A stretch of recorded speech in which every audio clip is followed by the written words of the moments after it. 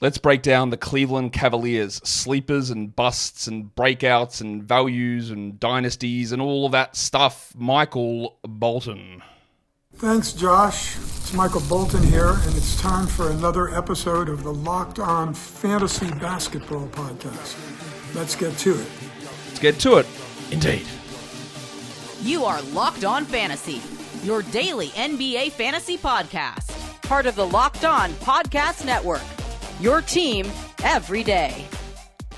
Hello and welcome to the Locked On Fantasy Basketball Podcast, brought to you by Basketball Monster. My name is Josh Lloyd, and today we all want to sex Mutombo. I'm also the lead fantasy analyst at basketballmonster.com, and you can find me on Twitter as always at redrock_bball, on TikTok at redrock_bball, and on Instagram at Locked On Fantasy Basketball. Today's episode is brought to you by FanDuel. You can start the season with a big return on FanDuel. Place your first $5 bet, and you'll get started with $200 in bonus bets guaranteed. Go to FanDuel.com to get started. Thank you also for making Locked On Fantasy Basketball your first listen every day. We are free, and we are available on all platforms. Cavs time. Couple of things. Leagues announcements. Let's talk about this one first. Let's talk about the FBI World Cup. I've got a bunch of spots available to give away. This is the same format that we ran last season. It's not me. I'm just here promoting it. It's B-Dub and the FBI guys who are running this. The FBI World Cup, 48 divisions, 12 teams. There's a 3-phase situation with 2 redrafts in the middle of the year. These are 12-team groups. You can, if you are watching this on the video side of things, you can see how it all works. And it's basically just you redraft teams as the season goes on. They're 14-man rosters. You've got the standard sort of starting lineup with 4 bench, a standard 9-category league, slow drafts that begin on the 14th of October. If you are listening to this, there is a link to get into the FBI World Cup with a form in the show notes description. And on the YouTube side of things, there's also a link down below in the description here as well. You've got free agent bidding, no trades in these leagues. All those details are put up on the screen there, pretty obvious stuff. It's all the same sort of things they did last season. It is a large field fantasy basketball category tournament. The difference between this one and Locked On Fantasy Basketball Bowl is obviously I do games cap and we do bigger roster size. This one does redrafting during the middle of the season as well. You can see the prizes out there too. So the overall champion in this one gets through to phase 3 and wins $3,200 with many other prizes distributed throughout the season. It's only $20 entry for the FBI World Cup as well. So get involved in that. The other thing that I will talk about is the Locked On Fantasy Basketball Bowl. Now, basically all of these spots are filled, but it's actually true, except for points. So if you want to get into a points league tournament, there's about 60 or 70 spots available for points. In terms of the category league and the Roto League, we are still just waiting for people to accept some invites. So I think 3 of the 6 category leagues are completely full and paid up. And the other 3, which is orange, pink, and purple, there's about 13 or 14 spots in each of those with invites sent out that people haven't accepted. I think Roto has got 1 person who hasn't accepted, and there's maybe 10 people in points who haven't accepted, plus a bunch of open slots in another one. But what I have also started, and if you have applied for Locked On Fantasy Basketball Bowl and you are intending to apply now, I'm starting a new thing. It's a draft and hold. It's less investment during the season. So we're doing a draft and hold Locked On Fantasy Basketball Bowl, but I'll talk about that more in another episode. But if you want to get into the Locked On Fantasy Basketball Bowl draft and hold, which will be a Roto format, you can just chuck another entry into not even another entry. If you've already entered, I'll put your name into that group to get into that. But if you want to get in on the draft and hold format, which is just a big roster where you don't make pickups or you don't make trades during the season, you just set lineups, there will be an opportunity for you to do that as well. And I think that might have been a bit confusing, but if you still want to get into Locked On Fantasy Basketball Bowl, fill the form out down below, especially if you're looking for points or if you want to get into the draft and hold. And if you want to get into the draft and hold, just put it down that you want like categories or Roto or whatever. Honestly, I'm just going to throw that invitation out to everybody for the draft and hold part. And then there is the FBI World Cup with a separate form that you can enter. And I know that somebody will get confused with that because I'm pretty sure I didn't explain that very well. But 2 links down below, 2 different formats, 2 different tournaments, plus I added a new format type in Locked On Fantasy Basketball Bowl, whose drafts won't start until next week. Whew. All right. We're here and we are talking about the Cleveland Cavaliers, a team whose off-season didn't involve really doing anything. In terms of the roster, it is basically identical. The change, though, is from the coach, where they moved on from old mate JB Bickerstaff, who's gone to Detroit, and they bring in Kenny Atkinson, who'd been sitting around for a while without a job, which seemed a little weird, but he's a really good coach. And this is where the big change is going to be. And we'll talk about this a little bit later on, but Atkinson, in his past stops, and even like as an assistant coach in Golden State, Atkinson's thing has been preserve. Let's use our players. Let's use our depth. Let's play 10, 11-man rotations. Let's limit guys to 33 minutes. Let's keep guys healthy. Whereas Bickerstaff was like, let's play 36 minutes and 8-man rotations and 9-man rotations. It's a big difference. You cannot argue a different starting lineup for this team. I almost do not care.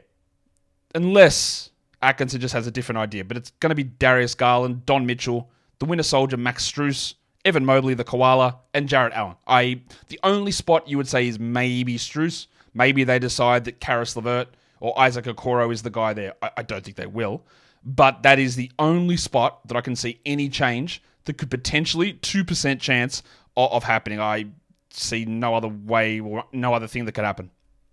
Let's talk about guys on the old Cavs who are a little bit undervalued for fantasy. I will start with the Koala, and he won't be the player I'm putting under the lens. I was going to, but I'm going to put Darius Garland under the lens, so we'll talk about him soon. But Evan Mobley was a guy that was on many people's lists as a bit of a breakout heading into year 3 last season, and I think people ended up disappointed in him. I've had arguments about how good Evan Mobley is at plenty of times during the season. I had someone tell me what an absolute waste he was for being picked number 3 in the draft. Actually, they said pick 2, but he was pick 3. I said, bro, he finished 3rd in Defensive Player of the Year as a second-year player. If you get that out of your number 3 overall pick, it's one of the biggest W's you could possibly ever get. And maybe he doesn't become an elite, high-end offensive player. Possible. But I think we've also gone like a little bit backwards on what he is as a player. He suffered an injury last season after playing all of the games the year before. Again, do not rely upon health moving forward. And at the moment, ESPN just said, no, we're not into it. 70 ADP for ESPN. And in category leagues and points leagues, it's just way too low. And he's also ranked in a weird spot on both. He's 60th for category leagues, Evan Mobley on ESPN, and 66th for points leagues. What are we doing? He only played 31 minutes a night. So while some of the other guys on this team are going to be at risk of losing 2-3 minutes because of Atkinson, Mobley's not. Mobley's minutes could go up. He had 21 usage, and it's not easy to see where the usage comes from necessarily, but it could rise. He averaged 16 and 9.5 with over 3 assists, a steal, and 1.4 blocks, 58 and 72. And part of the issue we've had with Mobley in the past is bad free throws. 72's it's not great, but it's not dreadful. It's okay. The blocks are really good. Look, and what if they decide under Atkinson that, and Atkinson's had Jarrett Allen before, so I guess he knows how it works, but what if they put Allen to 30 minutes and Mobley to 33, and we get more minutes of Mobley at center?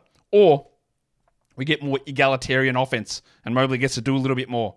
He also shot the ball from 3 really well. Incredibly small sample, and I'm not going to bank on that. But pair with that, with an improvement in free throw percentage, and scope to actually improve to 33 minutes, I'm in on that. That sort of positioning just doesn't really make a ton of sense to me of where he was. I've got Darius Garland on the list. We are going to talk about him a little bit more in the Under the Lens segment, but I will throw this out there that Garland had some struggles last season, obviously with a broken jaw. He's had injuries in the past. His ADP on ESPN for categories and points is 76, and that just feels a little bit too low. The common refrain will be, man, I just wish Donovan Mitchell wasn't there. We need to see, Garland can't do it when Mitchell is there. And I just say, look 2 years ago, because he did do it 2 years ago when Mitchell was there. So he was much better. It was just a really weird and really bad season for him last season. And I think he's going to be better than this. Pretty sure he's going to be better than this. The second name on this list, or the third name, is Jarrett Allen. And I just want to just quickly highlight something here. His ADP on ESPN is 77, which for categories and points leagues, I think is just a huge... I don't even know if it's a huge value, but it is a value. And you also notice that I wrote ESPN rank 467 on there. And that is not a typo. If you go to the article on the front page of ESPN about category league rankings, I think Jarrett Allen's ranked 80th on that list. and which is still like a very low number. But I just want to show you, because this I'm sure will get corrected at some point. I hope it will, but I'm not going to hold my breath. I just want to show you the ESPN screen. When you're in a category league and you go to the player projection page and there's rankings on there, you can see that list up there. At 459, we've got Isaiah Wong, and 460 it's RJ Hampton, then 461 is Alexei Pokusevski. By the way, Hampton, Pokusevski, not in the NBA. 462 is, and they have projections. Poku's projected to play 35 games. Hampton, 52 games and 18 minutes a night, for whatever that's worth. Killian Hayes at 462. Josh Primo at 463, projected for 20 minutes a game and 26 games. Not on a team. Number 464 is old mate Sidi Sissoko, who's projected, coincidentally, to play the exact same amount of games as his rookie season and the exact same amount of minutes. You would never read about that. That is, if that happens, unbelievable. 465 is Amari Bailey, who is also projected to play the exact same amount of games and minutes as his rookie season. And then here we get into a weird spot, because at number 466 is Yusuf Nurkic. Okay. At 467, as it rolls up the screen, is Jarrett Allen. At 468 is Denny Avdia. At 469 is Lonzo Ball, which, yeah, fair enough. Lonzo's healthy apparently to begin the year. Then 470, Thanasis Antetokounmpo, and 471, Slamming Sammy Hauser. So that's not a typo. I am not making it up that he is ranked 467th on ESPN, because he is. And I just don't get it. Let's look at Allen and his numbers from last season. No, I don't get it. I do, because it's stupid.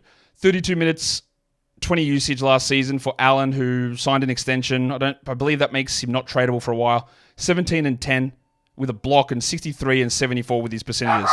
Both those numbers are great. So there's really no excuse for him to be that late down a list. Now, look, again, there's always a worry that he gets marginalized, but it won't be that much. And he's not going to get traded immediately, even if that does happen at all. And they had opportunities during the offseason with plenty of teams looking for centers and didn't do it. So I don't really think that anything major is going on there. So, yeah, I'm not convinced that is the right spot for old mate Jarrett to be sitting. Today's episode is brought to you by FanDuel Sportsbook. The NFL season is here, and NFL fans can start the season with a big return on FanDuel, America's #1 sportsbook. You're watching the game. You're sitting back, corn chips. You got maybe someone sitting next to you with the old salsa and a helmet on top of their head. You're dipping it in. You go, hang on. I'm seeing something in this game. I got a hunch. I got a feeling. I've got an inclination. You can open up the FanDuel app right in the spot where you would go to place those bets, those live in-game bets. And right on that screen, you see the stats. They're just there. They're right there, right on that same spot. The live play-by-play is also there as well, right on that same page. So when you've got that idea, you can confirm it, you can see the trends, and then you can take those decisions and do something about it on the FanDuel app. And if you are a new customer who is signing up, all you got to do, you place a $5 bet. If you place that $5 bet, win or lose, you get $200 in bonus bets guaranteed. So head across to FanDuel.com right now to get started, and don't forget to gamble responsibly. All right, so we had a look at those undervalued guys. There was someone else still on that list, and we'll just quickly talk about this. It's not a big discussion point, I don't think, but we do have old mate Caris LeVert. Dracarys sits with a rank of 169 on Giggity on Yahoo. Now, LeVert played like 29 minutes a night last season. I don't imagine much is changing, and some of that extra value of LeVert came because Mitchell got hurt and because Garland got hurt. He averaged 14, 4, and 5. He's going to have iffy shooting. We know this, 42 and 77 overall, and the 77 for him from the line's pretty strong.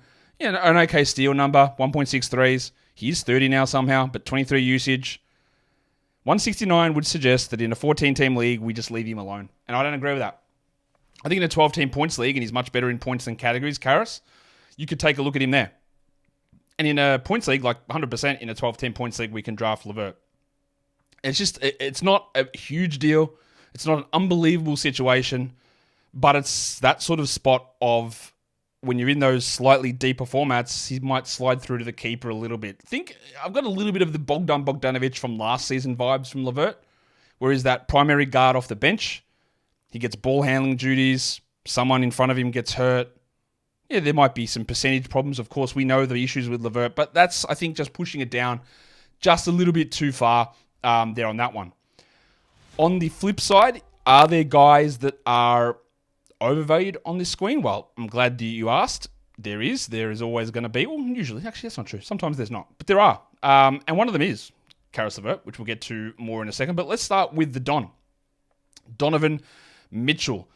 Mitchell, as always, all of this stuff is, how would you say it? It is site and format dependent.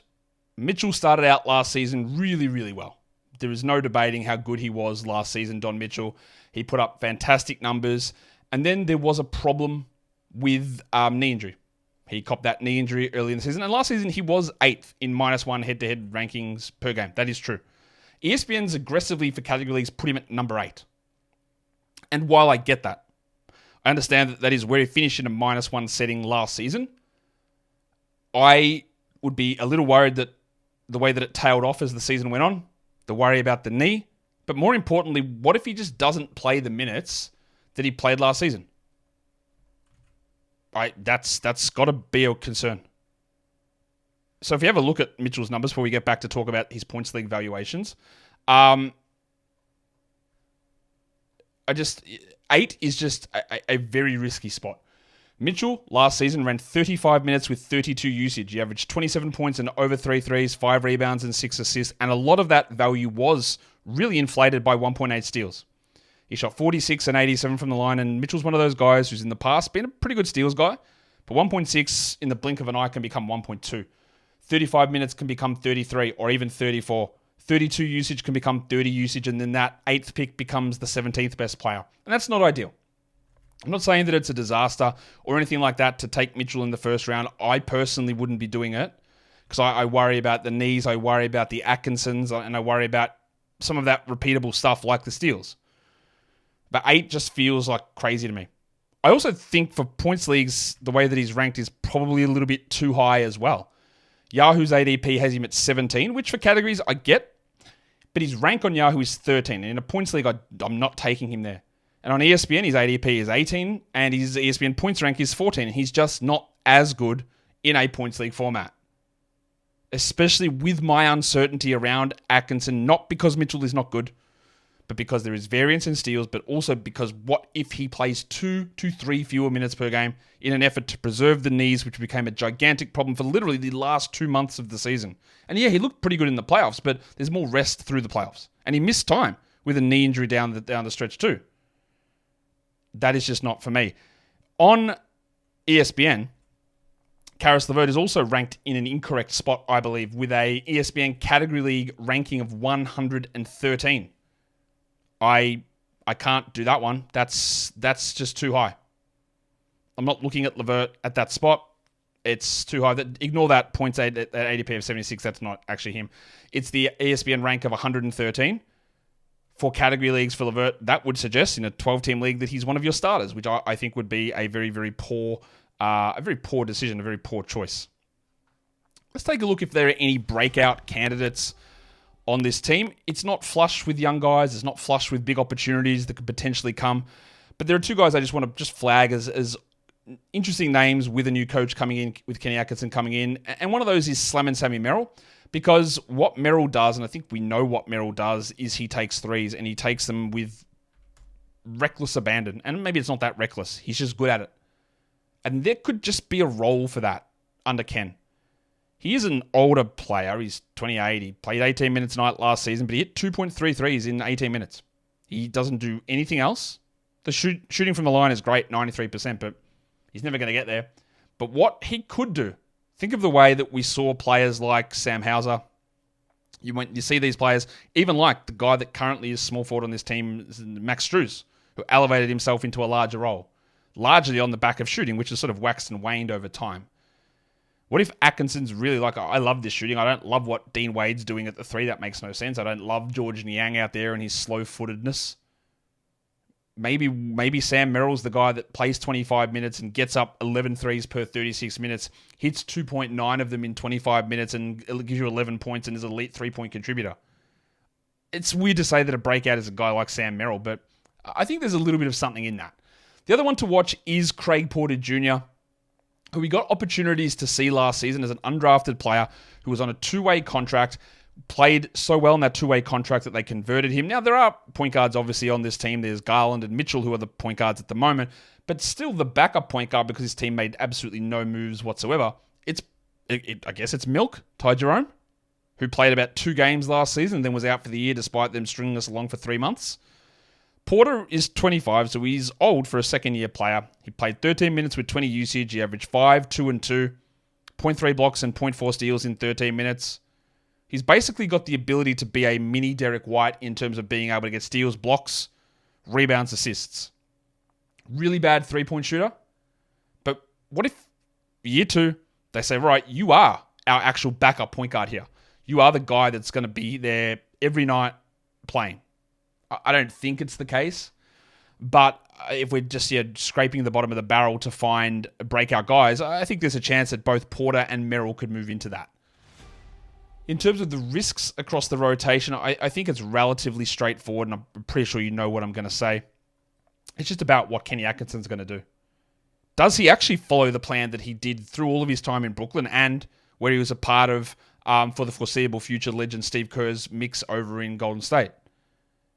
Does he play 8-9 man like Bickerstaff? Does he play 11 man like he did in Brooklyn? And basically, he came out a couple of months ago and said, yeah, we're pulling back. Like, we are not playing the big minutes. We are going to spread it out and ease the load so we can be fresher and healthier heading into the playoffs.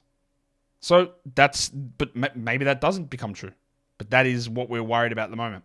They could play more Mobley at center and bring Jarrett Allen back down and go smaller, more nimble, more fast, because when he was coaching the Nets, they were an incredibly fast team. And the Cavs have been slow. So do they switch that up? And how much do they prioritize the extra shooting? Which, with Mobley and Allen, the shooting's not there. So do you get more Merrill in there? Do you get a lot more Strus or more Nyang or whatever at the expense of those 2 big lineups that don't shoot the ball that well? These are ways that this can all change with Atkinson with this team and implementing his style and his ideals and his, ideals. I don't know what more else there is to say. It is now that time. We've got to put a player under the lens. So let's do it. It's Darius Garland, who was a real disappointment last season for many reasons. There were so many weird things that sort of happened with Garlo. Shout out to Crafted NBA, by the way, for changing the layout on their page, on that player page. I think it looks a little bit cleaner. But yeah, it just required me adjusting some of my templates here to get that data in. But that's okay, because it looks nicer for them. Garland, last season, you can see there's still a lot of green on that offensive side, and defensively, he does really struggle. He's never going to protect the rim. His deflections are sort of mid-pack, but shot the ball well, but has been better at it. True shooting was pretty low, but decent at load, decent creation, decent passing, but it did all drop, and that's where I've got this other graph here to have a look. The top row there on that black graph down the bottom is the most recent season, 23-24, and then we go back in time. So we can have a look at what happened to Garland. We know that he had some shooting problems this season, and find out what it was that caused the issue. Because his finishing at the rim is basically identical. 56, 55, and 56. His mid-range shooting, 46, 46, 47.5. But it's his three-point shooting.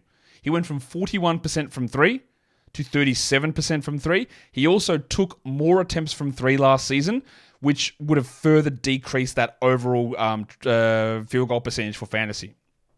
You can also see that 2 years ago, before Donovan Mitchell arrived, 38% assist rate. Last season, he was at 38 with 16 turnover. Last season, it went down to, the first season of Donovan Mitchell, it went down to 33 usage, but the turnovers went down to 13.5. And that was to be expected. Mitchell takes the ball out of his hands, some assist opportunities go away, and you expect some of the turnovers to drop. And that's what happened. We priced that in, and Garland was maybe a top 25 guy who should have been like a top 40, top 45 player, which is sort of what he was 2 years ago. But last season, his assists fell even further. The ball was out of his hands even more, down from 33 assist rate to 29.5. But what also weirdly happened is his turnover rate went up, back to 16%. So I know people will bemoan the turnover problem that Garland had last season. I think that it's reasonable to think that turnover number can drop back down to literally what it was the year before when Mitchell was there. Maybe the assists could push back up as well. Like, we've got 2 seasons of it. One was not good. One was good. I can't sit here and tell you which one of those is the real thing, but I can tell you we have examples of both. So it's not just Mitchell's killed it, because Mitchell was there and he still was able to be good. And then this last season, he struggled. How much of it was the jaw and not being able to eat? I don't know. Also, the shooting, again, it did rely upon the 3-point shooting numbers. So was that injury related? Was that just a slump? Was 41 unrealistic? Probably 41 as an expectation is an unrealistic number. So before we get overly excited about where Garland is going to be able to position himself this season, we have to have a level of reality and think that, well, not everything is going to bounce back to where it was in that previous season. If we just take a look at what Garland actually did last season, he played 33 minutes and he had 26 usage. He averaged just 18 points, and he's always going to be a bad rebounder, 2.7. But he has 6.5 assists and 1.3 steals and shot 45 and 83. But there is scope to get to 7 assists. There is scope to get to 19.5 points. There is scope to get to 45.5 from the field. And there is scope to drop those turnovers down. We've seen it. It doesn't mean that it's going to happen, but you can't write it off as something that will not happen. More to the point. I put up the Darko free throw attempt rate progression graph because this is a thing that we still really don't know, although we've got a fair idea of how the NBA is going to call fouls. But anytime you put this up for any player, you see drastic changes mid-season with free throw attempt rate dropping off. Now, Garland was pushing up to a really nice, strong free throw attempt rate, and then last season it fell away. Some of that was the jaw, some of that was, I guess, a fear of the pain and that sort of stuff associated. But then also the way that the rules changed, they just did not call fouls. And that has started to tail away. And for a guy whose value is a lot in that high free throw percentage, the fewer attempts that you get, it becomes less impactful. Although, if it is a league-wide drop in free throw attempts, then the relative value of it could be able to stay similar. The index, basketball index headshot plot, there's 2 things there that I wanted to have a look at. And I've plotted the last 3 years here. Initiator rate is on the x-axis, and catch and shoot 3-point openness rating. I just wanted to highlight that because we talk about the 3-point percentage from last season. The 3 heads over on the right-hand side are all Darius Garland. The other 2 players are Jordan Poole and Emmanuel Quickley. So you can see that Garland's rate of being an initiator is still way higher than Quickley's and way higher than Poole's. Garland is sitting between 40 and 50 over the last 3 years, where Poole and Quickley are below 30 all 3 seasons. So despite Mitchell being there, Garland is still primarily working as a point guard. But we did see that 2022 number from Garland's initiator rate, 50. Last season, down to 40. But you can also see that in 2023, it's a little bit higher than what it was last season, so scope to improve. The other thing that's interesting in terms of looking at why his 3-point percentage dropped so much is that Darius Garland's openness rating on his threes fell away. Why was he less open last season with supposedly more shooting and Max Strus and Donovan Mitchell still there? So why did he have to take on those catch and shoot shots? Was the passing just not good enough to get him into the right spot? Why was his openness on those shots so much worse than what it had been in previous seasons? You can take a look at Jordan Poole, whose openness is way down. So that's not even like irresponsible pull-ups. That's just the catch and shoots that people aren't just getting Poole open, which is interesting to see. And quickly in a position where more of his shots become open, and he's in a much better position to be able to hit those catch and shoot threes. So why was Garland in a worse spot? I don't have the answer to that. But I do know, again, that could push up a little bit. It's not a big difference. But he could push up a little bit, and maybe that's all you need to get 1 or 2 extra percentage points on your 3. And maybe we get the initiator rate rising, and maybe Atkinson just changes some of the schemes to create more open looks, which is something that made Garland suffer last season. In terms of similar players, fantasy-wise, Jordan Poole is on there. Tyrese Halliburton is on there. His teammate Don Mitchell and Damian Lillard. There's some pretty heavy hitters. Now, obviously, you can see that the thick blue line is Garland. That's in the middle of this graph, meaning his volume is lower than most of those players apart from Jordan Poole. But if we get a situation where we do get some volume increases, we do get some of these things changing, he's still a very good player that I just think that people have written off probably too much or too prematurely. I've already hit the rotation risk button. Josh, you don't need to hit that one again. What you do need to hit, though, is this one, which is the one where we take a look at, as I hit it again, Maybe I have officially lost my mind. What we want to look at are injury concerns. That's the one that we want to take a look at. There's a few here, like Garland obviously had the jaw problem. That's fine. We don't worry about that. But he has had some knee issues in the past, so there's some level of concern. He always seems to get something weird happening. Remember, he got poked in the eye, and that cost him time early. He's the king of weird injuries at this point. Donovan Mitchell and his knee is a concern. There were some recurrent problems there. Caris LeVert has had many knee/ankle/foot problems, so he's always a little unreliable in terms of just, I guess, the worry that can be associated with him and staying healthy. And then someone, I'm having a bad day here in terms of getting these graphics to work. Oh, well, sometimes we're not all working at elite levels all the time. Dean Wade is someone who missed quite a bit of time with a shoulder problem. They were playing him quite a lot as a 3. He does usually grade out as a pretty good perimeter defender and a pretty good shooter. Now, that fell away. 41% shooting only last season, 5 points and 4 rebounds, and that it is very possible that Kenny Atkinson comes in and says, I don't want Dean Wade playing the 3, so it's either him or Niang who's in the rotation, and that means that someone like rookie Jalen Tyson, that means that someone like Sam Merrill can step into a larger role. But Wade did suffer quite a few injuries throughout the last couple of seasons that has limited what he's been able to do. Let's take a look now at the Cavs and their schedule for the upcoming season. It's fine. Nothing massively major to write home about here. They've got 48 quality games, which is on the low side, but 16 back-to-backs on the maximum end of things. That's only really a worry to me if guys like LeVert or Mitchell or Garland do suffer something that crops up in terms of the knee. Also remember, Evan Mobley suffered a pretty significant ankle sprain last season. I didn't put him on there because I don't think there's any worry about that, but that's there. They've got 14 maximum game weeks, and their playoff schedule goes as follows. 4-3-4 to end on March 23rd.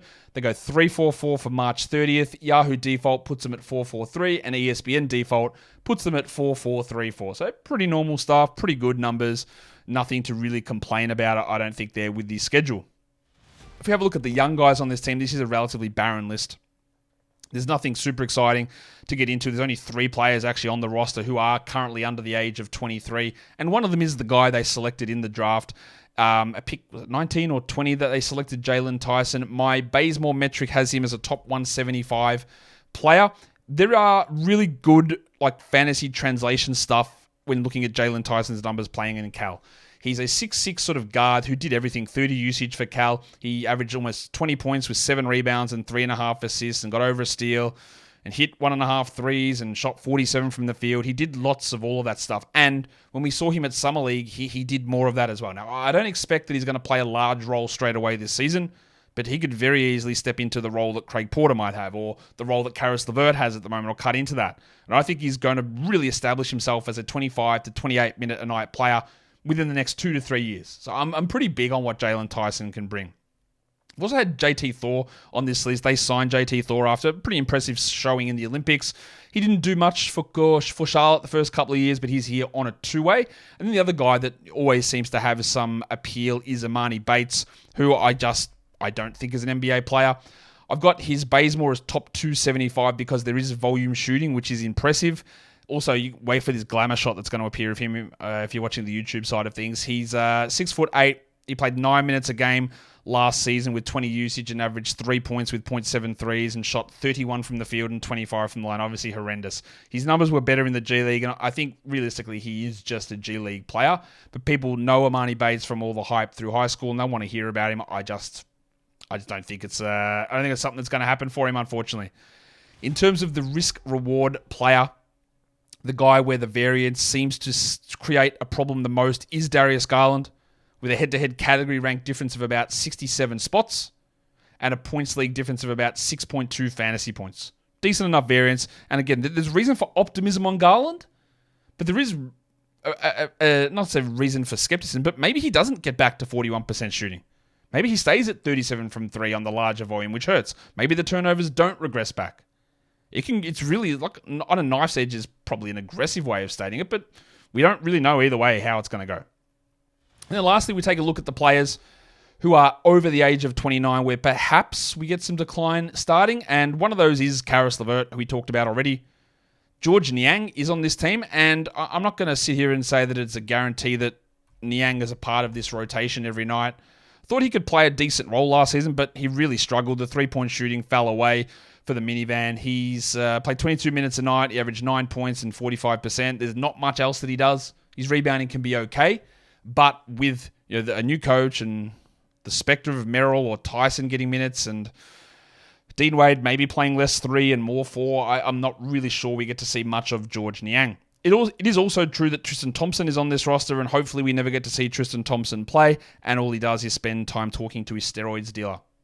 But he's there as insurance, because honestly, he is actually the only other center on this team apart from Mobley and Allen. So if one of those guys is hurt, Thompson has to play.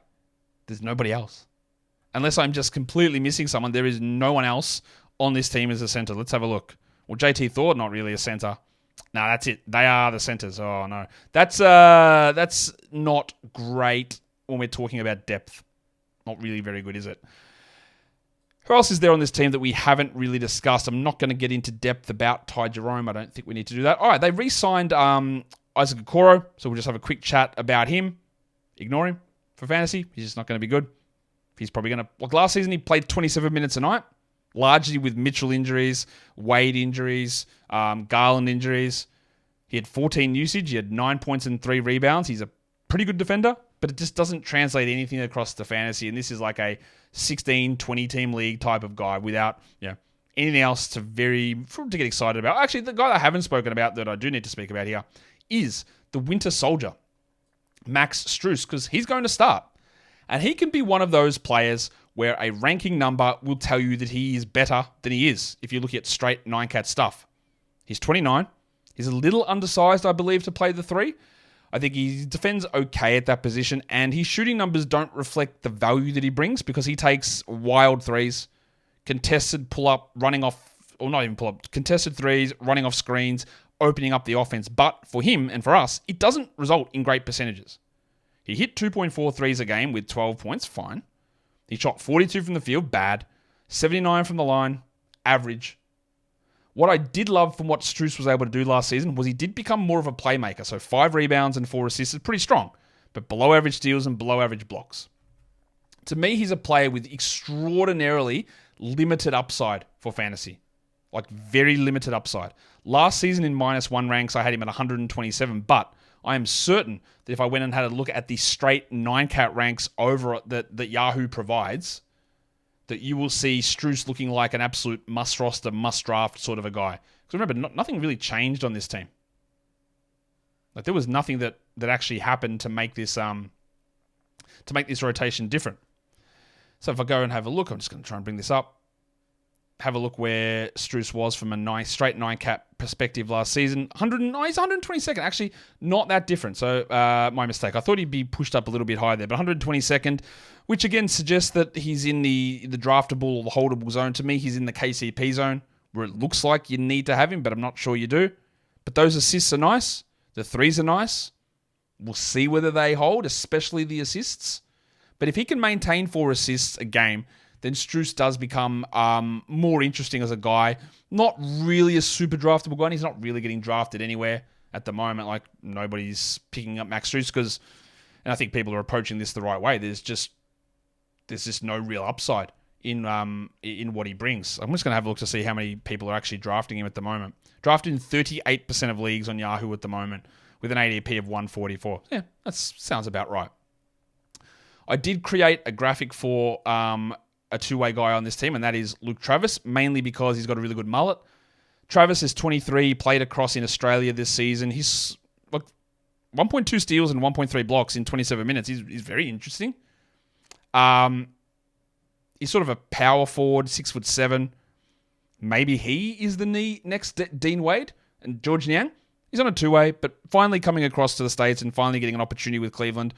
Not going to rule him out, but look, there are a couple of interesting things about Travis when he was drafted a couple of years ago, and now we get to see how much of it can translate across. But the steals and blocks, that is interesting. Remember, if you weren't confused at the start of the show, Locked On Fantasy Basketball Bowl, most invites are done, but we've got a new draft and stash format coming, or that's available. Sign up. Also sign up for the FBI World Cup, a 12-team league, massive contest with multiple redrafts during the season, 3 phases. You've seen it all before. You were in it last season. Jump in it again. Another of the best fantasy basketball tournaments that are going around. If you are here now and you're still with me, hit the old subscribe, hit the comment, and guys, we are done here. Thank you so much for listening, everyone. See ya.